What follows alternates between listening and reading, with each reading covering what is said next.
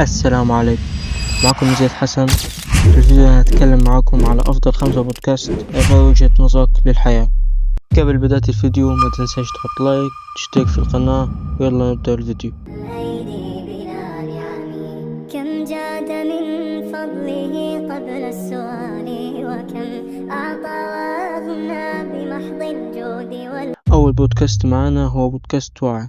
البودكاست ده قاعد فيه شباب وحسسك إنك قاعد مع أصحابك وبتناقشوا مع بعض وتلاقي أسئلتك بتجاوب عليها في الحلقة وأنت بتتفرج.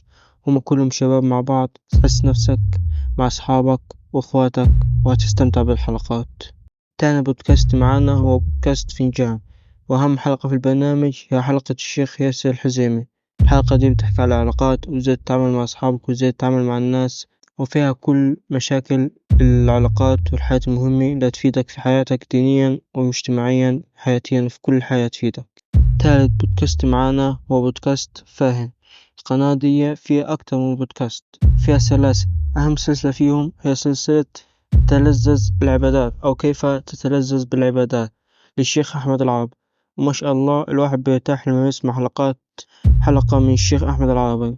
طريقة تعامله مع الأشخاص وطريقة تعامله مع الناس تكون بتريحك، وطريقة كلامه مريحة جدا، وتحس نفسك إنك أنت قاعد مع أبوك أو أخوك أو حد أكبر منك يعني، وتستمتع وروحك هتعلى في العبادات والحياة دي، وهتستفاد جدا منه. أكتر بودكاست ممكن بسمعه في الفترة دي، وما شاء الله عليه الشيخ أحمد العربي راحة في الكلام، طريقة كلامه بتريحك وبتحسك إنك أنت عايز تكمل في الحياة. في أكتر من حلقة كيف تتلذذ بالصلاة، كيف تتلذذ بالعبادة، كيف تتلذذ بالدعاء، كيف تتلذذ بالذكر. وإن شاء الله ينزل حلقات جديدة، في حلقات قبل بس مش في سلسلة تلذذ بالعبادات.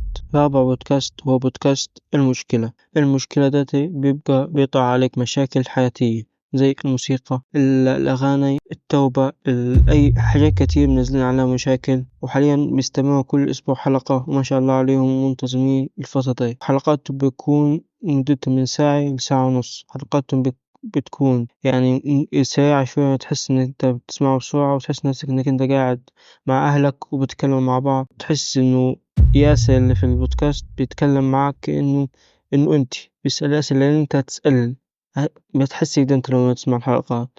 والشمونية ما شاء الله عليه بيحسسك براحة، وتحس نفسك إنك أنت قاعد مع أخوك بيضحك معاك وبهزأ بالحلقة، بيهزوا مع بعض، حد بتخلي الواحد يستمتع بالحلقة. والشيخ محمد الغليظ على رأي الشيخ أمير منير بحر العلم، كل حاجة فيه ما شاء الله عليه وتفهم منه كل حاجة، عنده طريقة في الشرح بتخلي الواحد يستوعب الكلام بسهولة حتى لو انت سنك صغير. خامس بودكاست معانا هو بودكاست بدون ورق، وحلقة فيهم هي حلقة الشيخ عثمان الخميس.